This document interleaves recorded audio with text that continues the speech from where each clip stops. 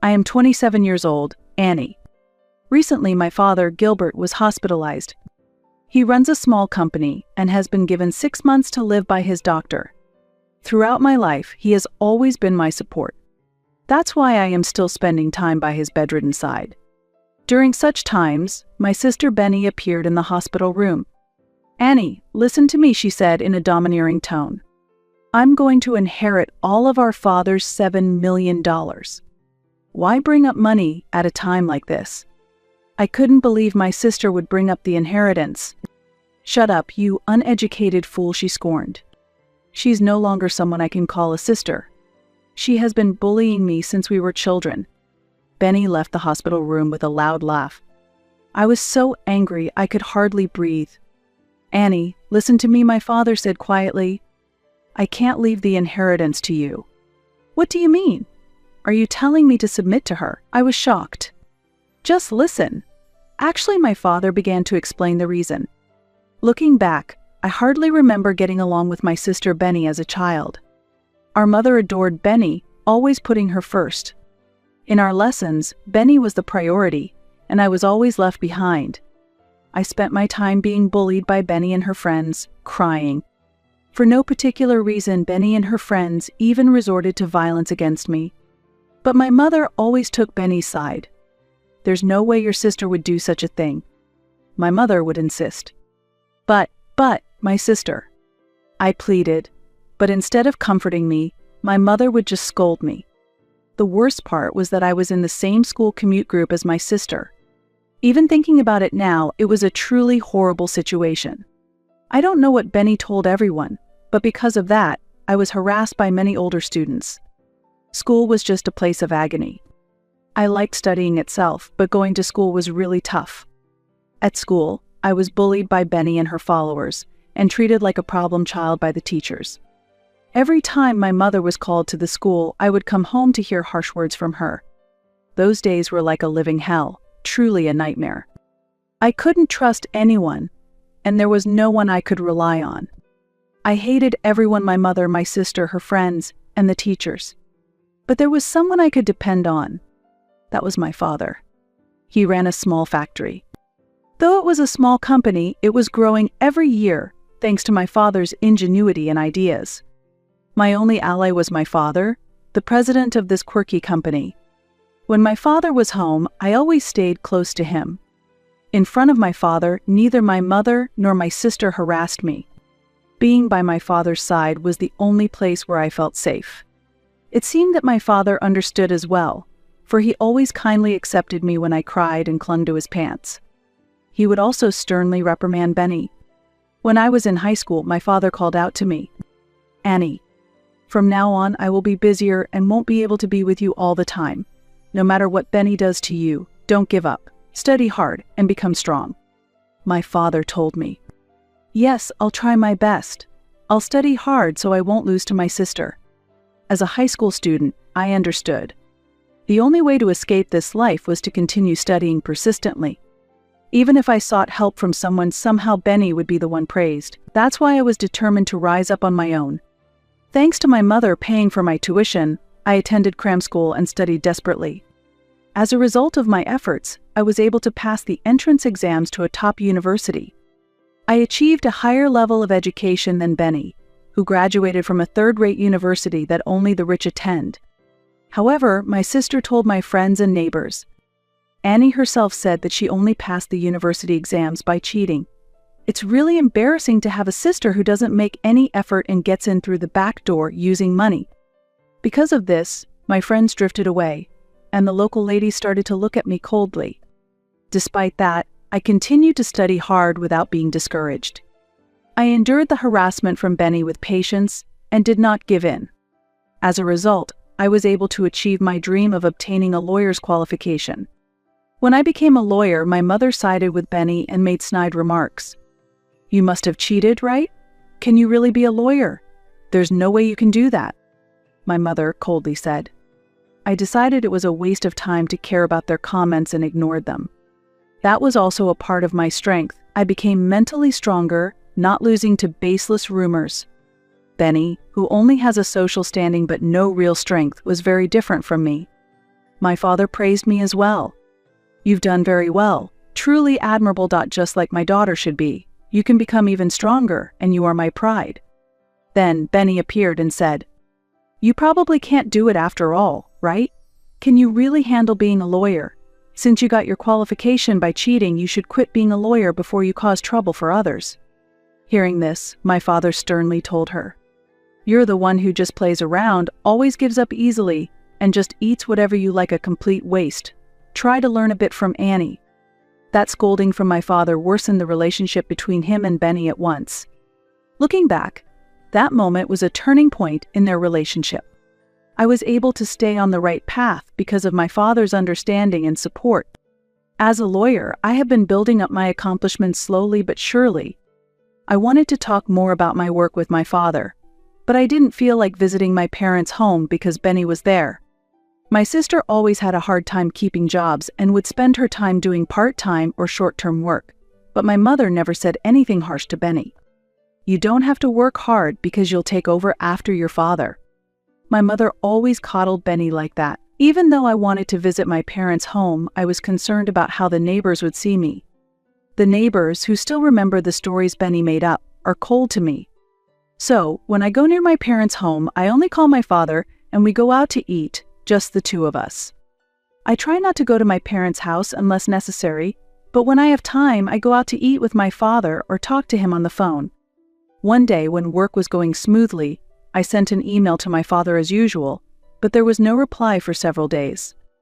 I wonder if he is too busy with work, I thought, but usually he would reply to an email after a few days. Feeling that something was off, I suddenly received a call from my mother, who usually doesn't contact me much. "Your father has been hospitalized," my mother told me. "What?"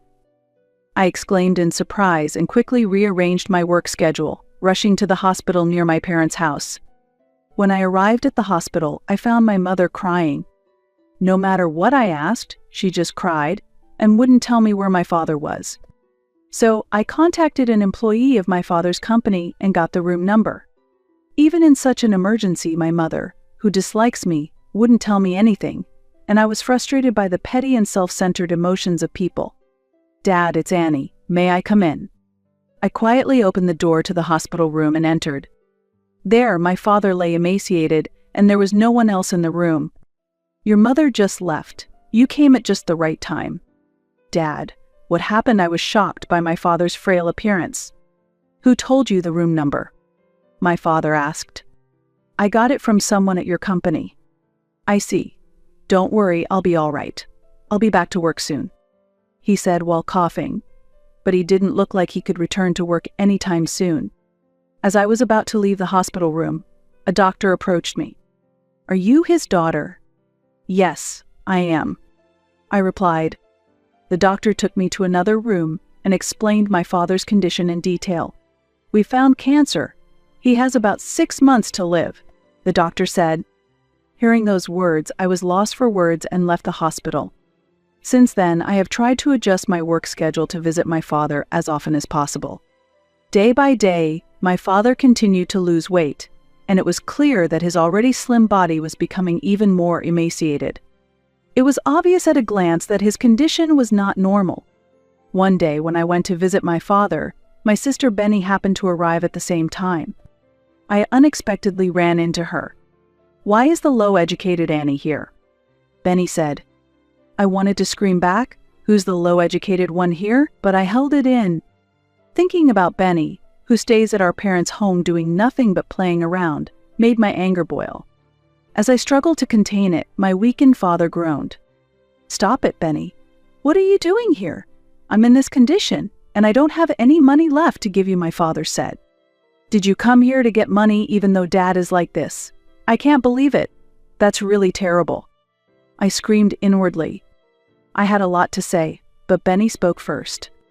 "Listen carefully, Annie," she said with a domineering attitude. "I'm going to inherit all of Dad's $7 million, and I won't give a single dollar to you. Also, you should renounce your inheritance.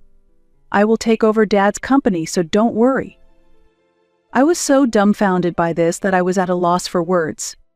discussing money in such a situation without any concern for our father's health. Benny left the hospital room laughing. Benny, who does nothing but gallivant around, says she will take over the company. I felt that such talk was nothing short of a joke. Benny is really the worst. I struggled to suppress my explosive anger. Listen carefully, Annie, my father said quietly. I can't pass the inheritance to you. What do you mean? Are you saying I should just submit to someone like her? I was shocked. It's okay. I couldn't hide my disturbance. Could it really be that my father has no intention of leaving me the inheritance? I told myself that receiving the inheritance isn't everything. Why is that? Just listen. Actually, my father began to explain the reason. After hearing about the current state of the company, I was at a loss for words. Listen, no matter what happens, don't even think about trying to inherit the estate.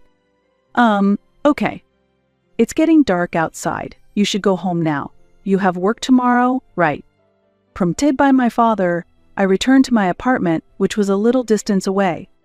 The next morning, I was so busy with work that I didn't even have time to email my father. Later, my father's condition suddenly worsened, and although he had been diagnosed with only 6 months left to live, he passed away 2 months earlier. During the funeral, at the family meeting, I complied with my father's wishes and agreed to let Benny inherit everything. I confirmed the will with the lawyer in charge, and it too stated that all the inheritance should go to Benny. Hearing this, not only Benny but also my mother blamed me. A cunning person like you could never handle being the president of the company. That's right, both the company and the inheritance are all mine. Unfortunately for you, you'll be poor from now on. Benny continued. They said this without even knowing how much a lawyer earns. I left my parents' house in dismay. I probably won't return there ever again. The house had an air of neglect about it. I participated in my father's funeral only minimally and returned to work the same day. One day during work, I received a call from an unfamiliar number. It wasn't a number from any client, so I didn't answer the phone. I had a pretty good idea who it might be. It was probably Benny. However, I was curious how she found out the main number of the law firm I worked for. One day, Benny did call through the main office number, but I was extremely busy at the time, barely having time to eat. Who could it be at such a time? I wondered as I answered the phone, only to be greeted by yelling from the other end. You knew about it, didn't you? Excuse me? Who is this? Start with your name at least. It's me, Benny. Benny? I don't know any Benny. Shut up, you're annoying, Benny yelled. So, what do you want? I'm busy. You knew Dad had debts, right? What does it matter if I knew? What do you want now? I'm running out of money to play with, so you need to sort out Dad's debts. Ah, I'm hanging up now. Deal with it yourself, I said coldly, and hung up the phone. I instructed the office not to put through calls from Benny anymore.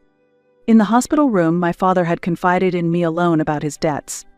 Benny had assumed the inheritance was $7 million and never dreamed that there was also $10 million in debt. Inheriting an estate doesn't always mean receiving only assets. Debts are inherited as well. Benny, being short-sighted and careless, was only focused on the inheritance and had not considered the debts at all. Perhaps my father had tried to discuss the debts. However, given Benny's personality, she probably ignored the discussion about debts and only paid attention to what she could inherit. She is a pitiable person. However, I had no intention of helping her. Enjoy the debt-ridden life with our mother. That was the only thing I could say to her. Later, I found out that Benny was living a terrible life, taking on more debt to repay existing debts. Her financial situation was extremely dire. The debt was only growing, getting bigger and bigger. Considering her lazy lifestyle up to this point, I couldn't help but scoff. I am not delighting in someone else's misfortune. It's just that the many wrongs she has done to me over the years are finally coming back to haunt her. I had no intention of helping her. I felt it was just desserts. Afterward, my mother also called multiple times asking for money. Please, help your mother. Even a little bit of money would help, she pleaded tearfully. I was astounded by the request. All this time she only cared about my sister, ignoring me completely, and now she comes to me only when she's in trouble. What a naive idea. I instructed my office not to forward any calls from my parents' home, and I blocked my sister's and mother's numbers on my mobile phone. I even made sure that calls from public phones wouldn't connect. Nevertheless, they somehow changed numbers and called me repeatedly. It was as if they were standing on the edge of a cliff, screaming for help because they were about to fall. But I did nothing. In fact, I felt like I was saying goodbye and pushing them off the cliff. I never imagined that what my sister had done to me over the years would come back to her in this way. Later, another piece of news arrived. Incredibly, Benny was being sued by former employees of my father's company. The reason was unpaid wages. Benny had not paid the employees for 2 months. She must be cornered by her debts. It was a disaster waiting to happen. Moreover, the employees wanted to hire me as their lawyer. "Annie, you are diligent and honest. You're the only one we can rely on. Please do something about that, Benny," they said. I saw this as an opportunity and decided to protect my father's cherished company. I took legal action and removed Benny and my mother from the company. As we left the courtroom, the two of them called me a traitor and stormed off. Following the employees' wishes, I temporarily took on the role of the company's president. Originally, I planned to appoint someone as president immediately and focus solely on my legal career, but the employees said this: "We don't trust anyone but you, Annie. You're the one who protected us and the company. Annie, you're our leader." I was simply following what was said, but I didn't feel bad about it, and decided to quit being a lawyer and take over my late father's business. I've always liked manufacturing, but I never imagined I would take over my late father's business like this. The workplace had a homely atmosphere and was very comfortable. The employees knew me as someone who always learned by my father's side. Unlike Benny, who wasted her time in frivolity, the employees understood the true nature of us sisters. That's probably why it was natural for them to rely on me. I managed to grow the company. Having knowledge of the law also helped, and without major issues, the company smoothly progressed as a subcontractor for various other companies. The number of employees gradually increased, and we decided to relocate to a larger space. Moreover, we established a staff dormitory and expanded the types of allowances to enhance employee benefits.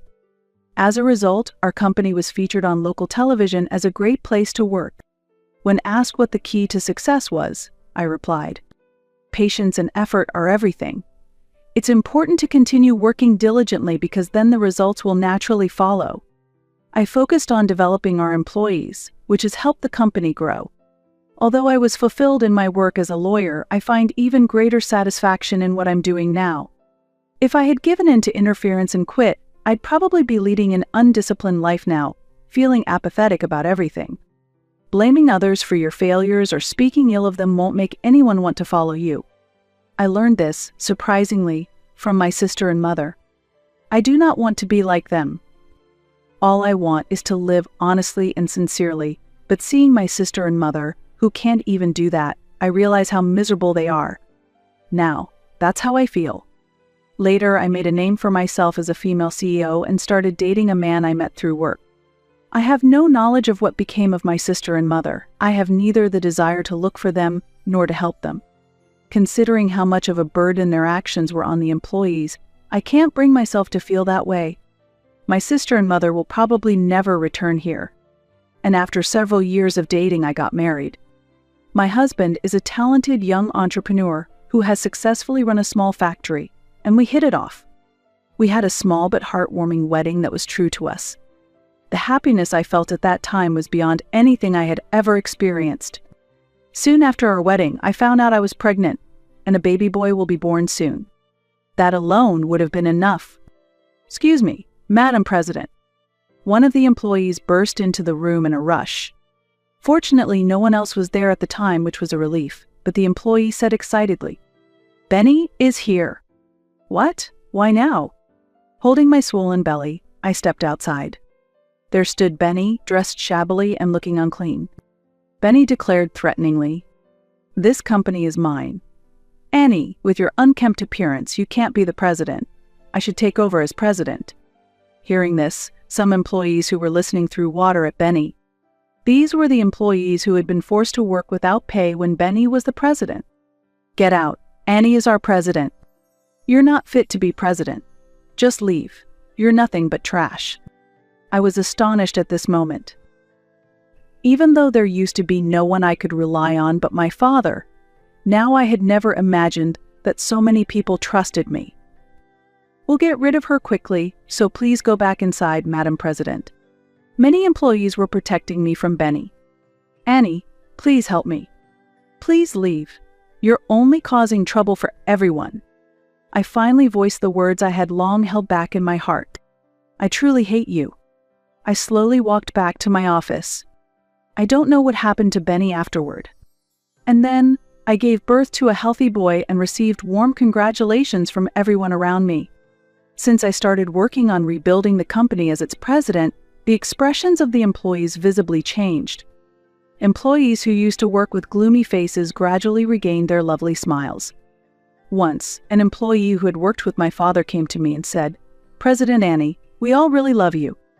The moment I heard those words, my heart warmed and I was filled with emotion. Despite not receiving enough recognition even from my own family before, now I am trusted and loved by so many colleagues. My heart was filled with gratitude and joy at this fact. Thank you so much. However, this achievement isn't solely my own. It has been possible only because of the continuous support and cooperation from each and every one of you. While expressing my sincere gratitude deep down, I remembered the words my father once said to me, "You can become stronger." Back then I heard them just as words of encouragement, but now I realize that my father's words have become reality. The company was gradually stabilizing, and I was thinking of trying new initiatives.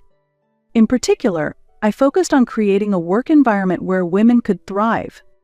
As specific measures, we enhanced our maternity leave policy and introduced a flexible work schedule to make it easier for employees to work freely. Furthermore, as part of our support for parenting, we also established an on-site daycare. These initiatives have attracted attention both internally and externally, and are especially appreciated by our female employees.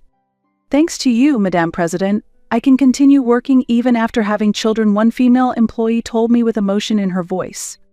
Tears of gratitude welled up in her eyes, and in that moment, I deeply felt the significance of my role as the president of the company. Being president had become about more than just sustaining the company. Seeing how company policies directly improved people's lives and guided them towards a better future was an immense joy, and brought a profound sense of responsibility. However, this journey hasn't been entirely smooth sailing. Once an employee who had worked with my father approached me and said, "President Annie, we all really love you." At that moment, I felt a warmth in my chest and was overwhelmed with emotion. Despite not getting enough recognition from my own family, now I was trusted and loved by so many colleagues. This fact filled my heart with gratitude and joy. Thank you very much. However, this achievement is not solely my own. It has been possible because of the relentless support and cooperation from each one of you. While expressing my sincere gratitude, I remembered the words my father had once said to me, "You can become stronger." At the time, I took it as just words of encouragement, but now I realize that my father's words have become a reality. The company was gradually stabilizing, and I was thinking about new initiatives. Especially, I focused on creating a work environment conducive to women. At the company, we implemented more comprehensive maternity leave and introduced flexible working hours to make it easier for employees to manage their schedules. We also set up a daycare center as part of our parenting support. This environment garnered attention both inside and outside the company, and it was particularly well received by our female employees. Thanks to you, President, I can continue working even after having children. One female employee told me with a trembling voice filled with emotion. Tears of gratitude appeared in her eyes, and at that moment, I deeply felt the significance of my role as the president of the company. The job of a president had become more than just sustaining the company. Seeing how company policies directly improved people's lives and guided them towards better futures was an immense joy and brought a profound sense of responsibility. However, this path hasn't been entirely smooth sailing. In particular, as a young female president, I often faced opposition and criticism from traditional viewpoints within the industry. Is it really okay to have such a young female president? And she'll probably give up soon, were negative comments that occasionally reached my ears. Yet, no matter the criticism, I was never discouraged. I remained strong because of the importance of perseverance taught by my father and the experience I had gained from my efforts. During this time, I was unexpectedly contacted by the local Chamber of Commerce. "President Annie, could you give a talk at our place? We are running a program to support female entrepreneurs." The request was so sudden that I hesitated at first about what to answer. However, upon reflection, I grew increasingly convinced that my accumulated experiences could be valuable to women who were aspiring to start their own businesses. Moved by this thought, I decided to accept the invitation to speak. On the day of the event, as I entered the venue, many women sat with faces full of anticipation. I took this opportunity to honestly share my past experiences. Specifically, I talked about my complex family background, the criticism and difficulties I faced from society, and how I overcame each of these challenges. After the talk, a woman hesitantly approached me. "Actually, my family is opposed to me starting a business. But hearing your story, President Annie, I've decided not to give up," she said. I remembered the similar situations I had faced myself and told her, "You'll be okay. Value the people around you who support you, and keep believing in yourself." This simple advice, born from my own experience, made me realize that running a company is not my only role. I feel my presence and efforts can be a source of hope, especially for women facing difficulties. And gradually, my efforts began to be recognized by society. During this time, a large envelope was delivered to my office. Inside was a certificate of recognition from a local economic organization. The certificate read, "In recognition of your contributions to the development of the regional economy as a female executive, and for giving courage and hope to many people, especially women." The moment I saw the words on the certificate, I was moved to tears. If my father were watching from heaven, I truly felt he would be proud of what I had accomplished.